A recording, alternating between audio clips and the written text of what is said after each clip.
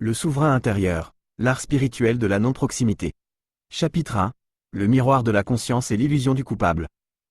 Tout événement qui vous frappe, qu'il soit une bénédiction ou un drame, n'est que le reflet exact de ce que vous avez semé. C'est la loi implacable du karma. Pourtant, notre premier réflexe est de chercher un coupable. Un ami change d'attitude, et notre esprit échafaude immédiatement le scénario d'une trahison. Mais arrêtez-vous. Pourquoi permettez-vous aux actions d'autrui de contrôler la chimie de votre cerveau? Pourquoi leur accordez-vous un pouvoir aussi immense sur votre paix intérieure? En comprenant le karma, le ressentiment s'évanouit.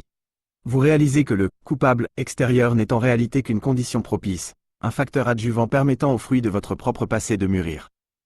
L'art de la maîtrise de soi commence là. Coupez les fils de ce contrôle à distance.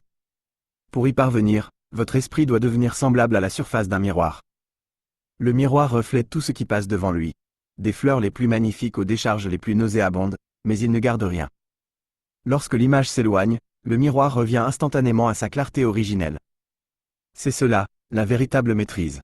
Être pleinement présent au monde, sans que rien ne puisse vous souiller ni vous retenir. Chapitre 2. L'eau salée des relations et le piège de l'intimité. Nous passons notre vie à fuir notre propre silence.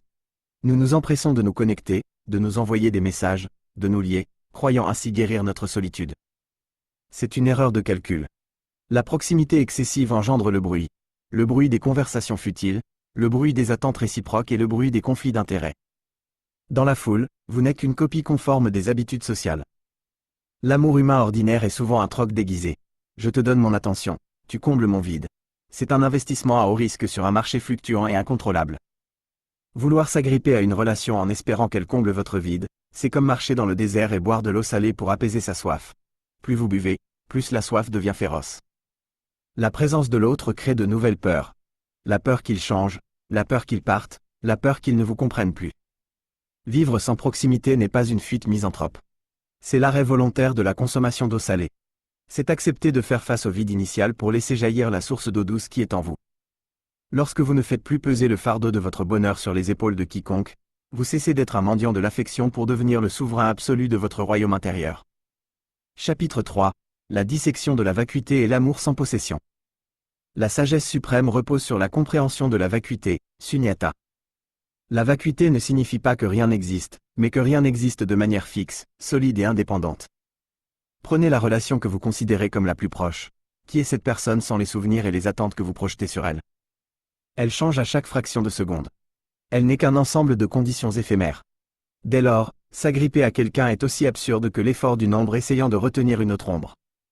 Nous souffrons parce que nous aimons les étiquettes, amis proches, âme sœur, plus que la réalité. Nous voulons figer un fleuve. La non-proximité consiste à déchirer ces étiquettes pour regarder les êtres tels qu'ils sont. Un flux magnifique, mouvant, impossible à posséder. C'est ici que se révèle le grand secret. La non-proximité personnelle est la porte d'entrée vers l'amour universel. L'attachement dit « Je veux que tu me rendes heureux ». L'amour véritable dit « Je veux que tu sois heureux ». En ne revendiquant aucun proche en particulier, vous brisez les barrières du favoritisme. Votre cœur devient comme le ciel, capable de contenir les bonnes personnes comme celles qui ne le sont pas encore, sans jamais être enchaîné par des dettes affectives étroites. Vous ne possédez personne, vous appartenez à tout le monde. Chapitre 4. La tempête du quotidien et l'éveil de l'océan. Cette philosophie n'est pas une théorie pour les livres, c'est une armure pour le quotidien. La véritable pratique ne se déroule pas au sommet d'une montagne, mais à l'instant précis où vous faites face à une critique acerbe ou à une trahison. Imaginez que vous êtes debout au milieu d'une tempête. Si vous essayez de vous agripper à une branche morte, une attente, une promesse, un passé, vous tomberez avec elle. Mais si vous vous tenez droit, ancré dans votre indépendance spirituelle, la tempête passera sur vous sans jamais ébranler vos racines. Vous continuerez d'agir, de prendre soin de vos enfants, de travailler pour votre communauté, mais avec une dévotion pure et sans attente de retour. Pour voler haut, l'esprit a besoin de deux ailes, la sagesse et la compassion. L'une sans l'autre mène à la sécheresse ou à la souffrance. La non-proximité déploie ces deux ailes en même temps. Vous réalisez enfin la vérité ultime. Vous n'êtes pas une goutte d'eau isolée luttant contre l'océan de la vie. Vous êtes l'océan lui-même, temporairement manifesté sous la forme d'une goutte d'eau. Vivez avec l'attitude de celui qui connaît les règles du jeu. Souriez à l'impermanence, car lorsque vous ne retenez rien, vous ne pouvez jamais rien perdre.